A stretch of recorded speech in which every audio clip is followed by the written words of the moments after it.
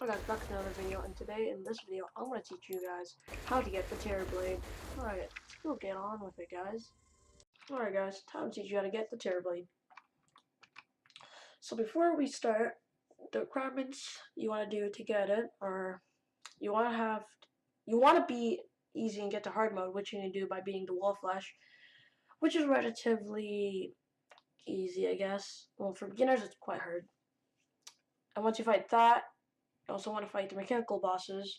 You want to fight all of them, because you want them to spawn Plantera, which is the next step basically. And to fight the mechanical bosses, you either wait for it to happen randomly, or you can summon them using their respective summoning equipment. Then you want to fight Plantera, which I didn't put on here, which you probably should have.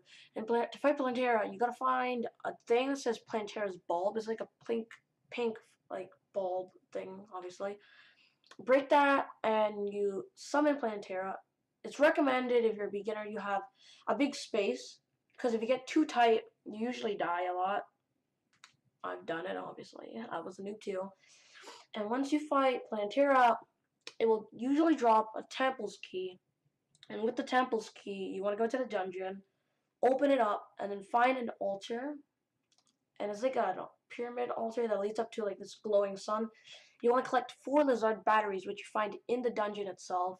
Place them onto the altar, and you summon Golem. And after you beat Golem, you're all set.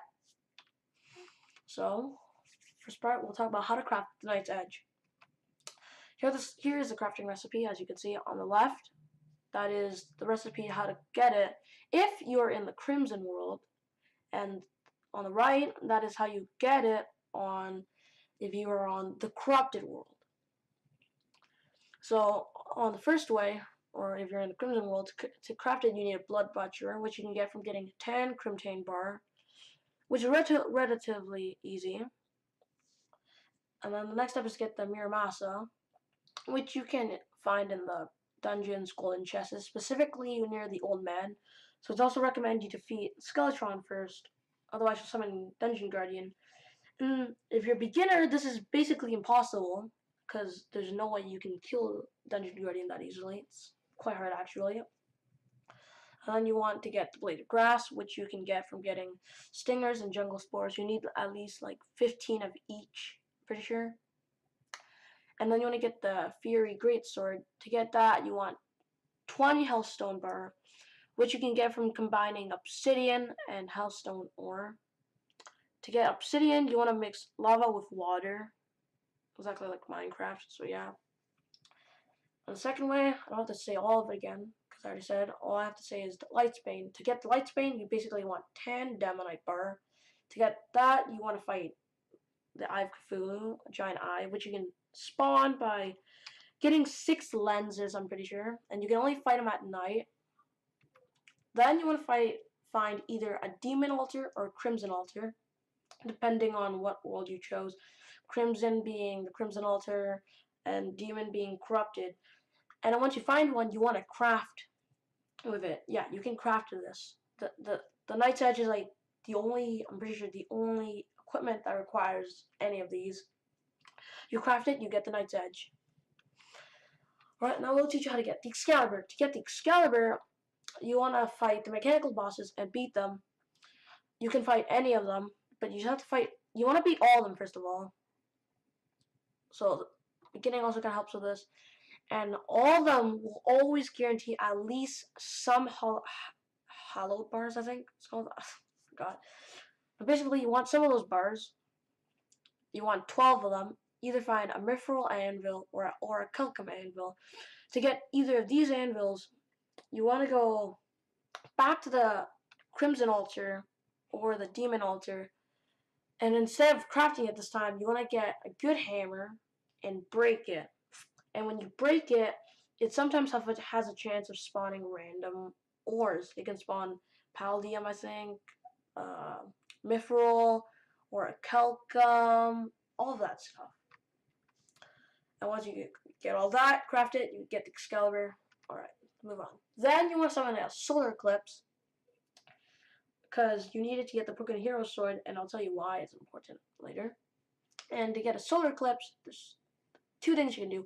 Either you can wait for it to happen. That's like a 20% chance, I'm pretty sure. No, not 20% chance. It's like a 1 out of 2. No, 1 out of 20. So it's a relatively low chance.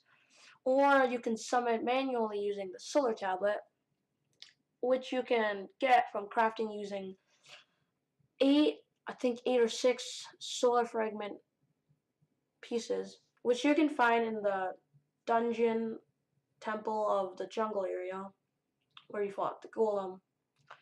And then you'll get that.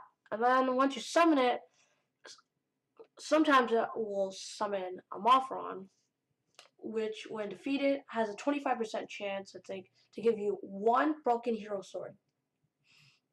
Now, there are other enemies that can give it, such as the Frankenstein and the Swamp Thing, I'm pretty sure. And the reason for why the broken hero sword is so goddamn important is because without it, you can't actually craft the Tera blade. And here's why. Because without the broken hero sword, you can't craft the true part of it, as you can see here. So to get the true Night Edge on the left side, you have to combine the Knight's Edge with the broken hero sword to get the true Night Edge, and to get the true Excalibur, broken hero sword, and Excalibur. And you can only craft these if you either have a mithril anvil or a talcum anvil. And once you do that, you want to combine these two, and you'll get a Tera blade. So yeah, guys, hope you enjoyed the video. And if you liked what you saw, please like and subscribe to support the channel out. Peace out, boys. Or guys and girls.